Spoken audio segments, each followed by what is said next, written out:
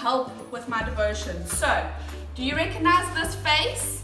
Do you recognize this face? Here's Gabby and Caleb, and they are going to be my helpers today. I thought it would be cool to have a strong girl and strong boy competition. Who do you think is going to win? Will it be Team Gabby or Team Caleb? We will see. So, here's my first challenge for Gabby and Caleb. This is not paper. Right, this is super strong steel. Let's see who can rip through it first. Ah, Gabby cheated, Caleb wins. Yeah. Right, so, challenge number 2. Okay, if you go before my start, you lose. We have a tin of ginger ale. I want to see who can crush this tin the fastest and the quickest. On my count. 3, 2, 1, go! Let me see. Oh, Team Caleb! Yay! Those who are waiting for Caleb, well done. You get an extra high five. Here is my final and hardest challenge ever. I have 2 planks of wood. I want to see who can snap these 2 pieces of wood in half first. Are you ready? Here we go. Not on my table. Here we go. 3, 2, 1, go. Yay! Team Caleb! Well, because I'm your mom and because I love them, they both win a prize. Yay! So, well done. Well done. You each get an apple to keep those muscles healthy. For those who are voting for Team Caleb, well done. Go to the fridge and get yourselves an apple. Or For those who went and with Team Gabby, you guys go ahead and grab a glass of water. Because we all know, guys, there's a story in the Bible about Samson. You know it.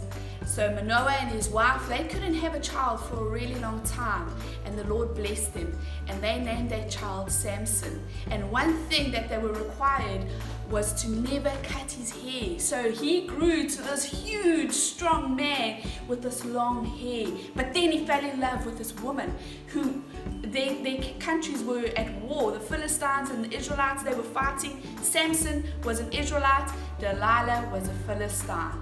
And he fell in love with her. And every night she would say, Samson, what's the secret to your strength? Please tell me, I'm your wife. And he would say, if you tie me with rope, I will become weak. Or if you take my shoes and you throw them over my shoulder, I'll become weak.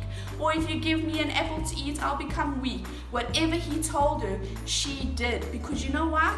She was working with the Philistine soldiers because they wanted to capture Samson because he was just too strong and powerful, and he kept winning some fights. Okay, this guy could wrestle a lion. He killed a lion with his bare hands by opening his jaw and like dead lion. Anyway, eventually Samson gave in to Delilah and said, Delilah, my love, I don't know why you need to know this, but if you cut my hair, I will become weak. That night, the soldiers crept into his room, cut his hair off, and guess what? They tied him with rope. He didn't realize that he'd been tied with rope, and when he woke up and he saw that his hands were bound, he tried so hard to rip them apart, but he couldn't. You know why? His hair was gone. His source of strength was gone. But we know that hair is not where our strength comes from. Our strength comes from God. His disobedience caused him to become weak. Anyway, he got locked up. They even gouged his eyes out so he couldn't see. But his hair started growing back, and guess what? He was asking God, please forgive me. I'm so sorry for messing up. Soldiers came, And they took him to this huge party and they tied him between these two big pillars just so that all the Philistines could laugh at him. He was like the party entertainment, like almost like a clown for them. Philistines were laughing, and Samson just stood there with his head bowed, saying, Lord Jesus, forgive me. My God, please, just one more chance. And God filled him with strength because his strength was found in God and not in his head. And Samson, for the very last time, used his strength to destroy so many Philistines that day by pulling down those pillars and killing not only himself, but his enemy as well. See, boys and girls, our strength is found in God alone. Only God.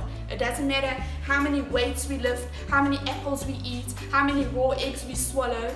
That doesn't give us strength. Our strength is found in God alone. Today, put your strength in God. Ask Him to give you even the strength to get through the work that's set out for you. Because you know what? If you've got God on your side, you can do anything. Have an awesome day. We love you.